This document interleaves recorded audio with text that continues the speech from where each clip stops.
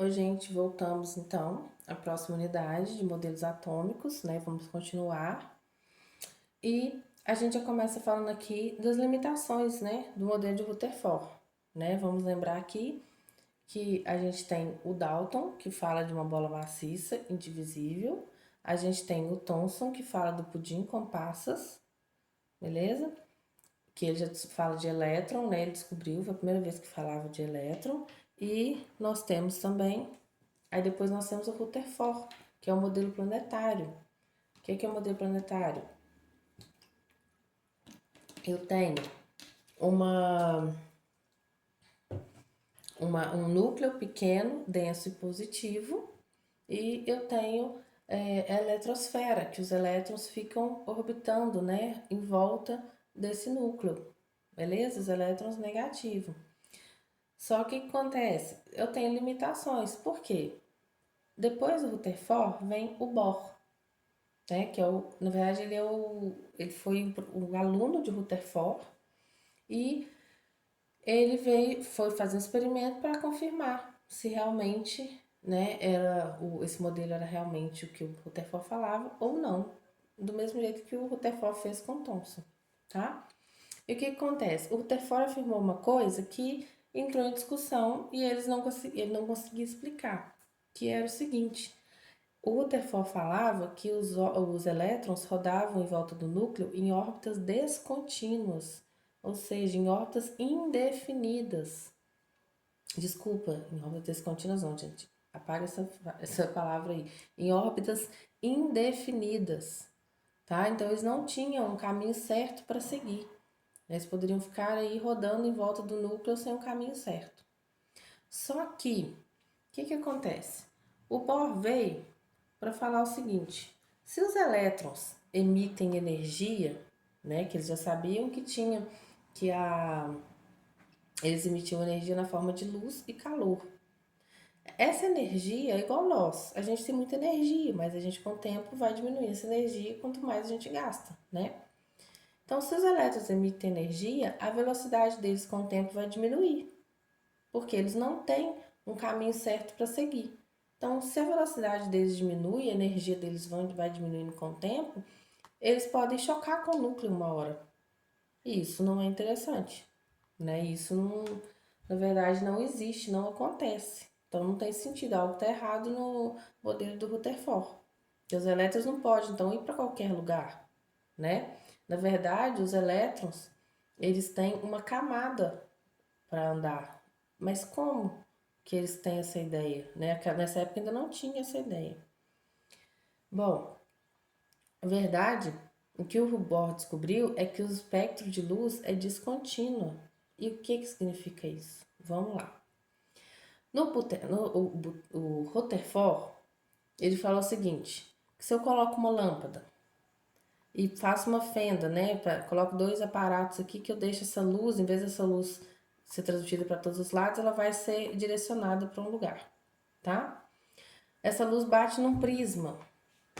E nesse filme fotográfico, a luz do prisma, ela reflete aqui, ó, como um espectro contínuo.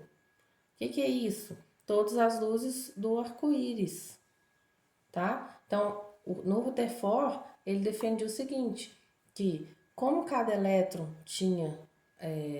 poderia adquirir qualquer energia, né? Ou seja, orbitar qualquer lugar da eletrosfera, então, cada energia era uma cor. E se tinha elétrons em todas as órbitas, né, em todos os lugares, tinha cor em todos os lugares. Era isso que era o espectro de luz contínuo, tá? Só que o Rutherford viu? Que se ele pegar uma lâmpada e isolar um átomo dessa lâmpada, por exemplo, fizer uma lâmpada só de hidrogênio, ou uma lâmpada só de hélio, uma lâmpada só de sódio, de um átomo só, um tipo de átomo só, que quando eu fizer a mesma coisa, passar essa luz por um prisma e esse prisma refletir essa luz no filme fotográfico, não vai ser mais um espectro contínuo, vai ser um espectro descontínuo. O que é isso? Só algumas faixas de cores que vai bater nesse filme fotográfico, não vão ser todas. Então, o que ele começou a ver? Ele começou a ver o seguinte: então, Se eu isolar um átomo e fizer ele produzir luz, né, para fazer uma lâmpada dele, energizar ele para ele produzir luz, cada átomo vai me dar um tipo de cor específicas, né, algumas cores específicas, beleza? Então, ele descobriu que, na verdade, existia espectro de linhas, né, de luz descontínuos, e não só contínuo como o Rutherford tinha visto, tá?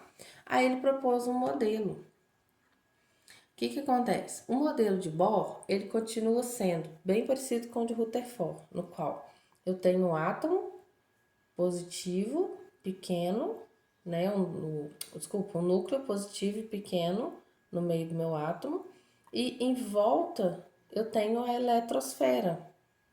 Só que diferente do átomo de Rutherford, o átomo de Bohr falava que os elétrons se movimentavam ao redor do núcleo em trajetórias circulares.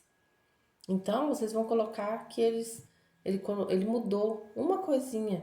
Em vez de ele falar que eram em trajetórias indefinidas, em órbitas indefinidas, ele colocou o Bohr que era em órbitas definidas, tá? Tranquilo?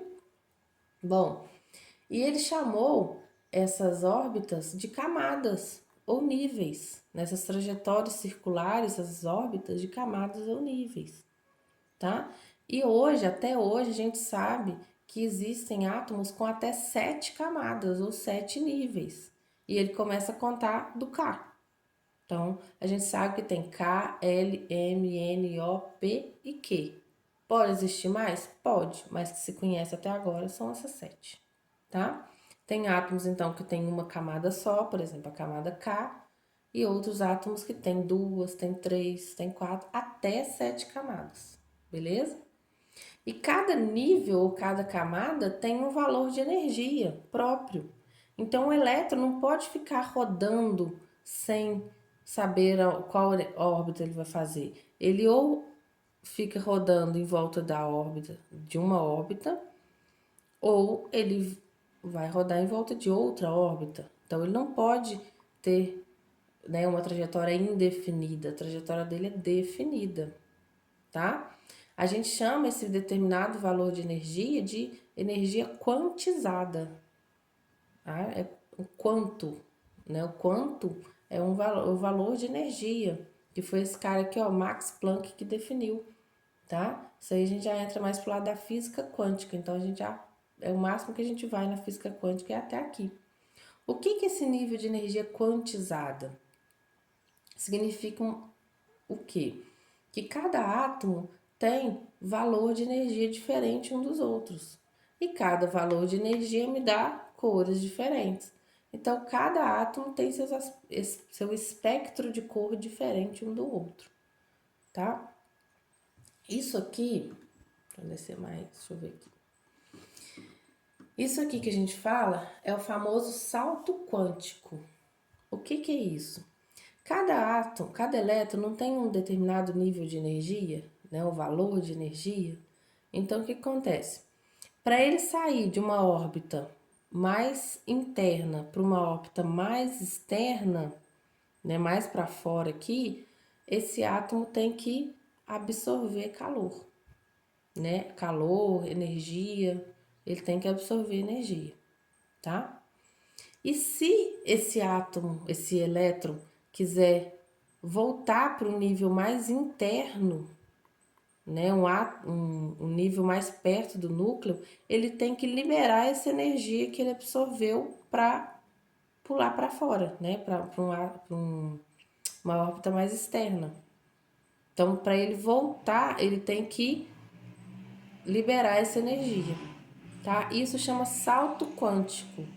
Ou seja, o valor de energia que eu tenho aqui é menor do que o valor de energia que eu tenho mais fora do átomo, né? Mais para fora, mais ao exterior dele, tá? O átomo é tudo isso aqui, mas eu tenho várias camadas. No caso desse átomo, eu tenho uma, duas, três, quatro. Para sair da camada 1 para a camada 3, ele absorveu energia. Mas se ele quiser sair da camada 3 e voltar para 1, ele tem que liberar essa energia. E a mesma energia que ele absorveu, ele libera. tá? Porque de acordo com o Bohr, cada nível ou camada, eu tenho um valor de energia que eu preciso para manter o elétron nele, tá bom?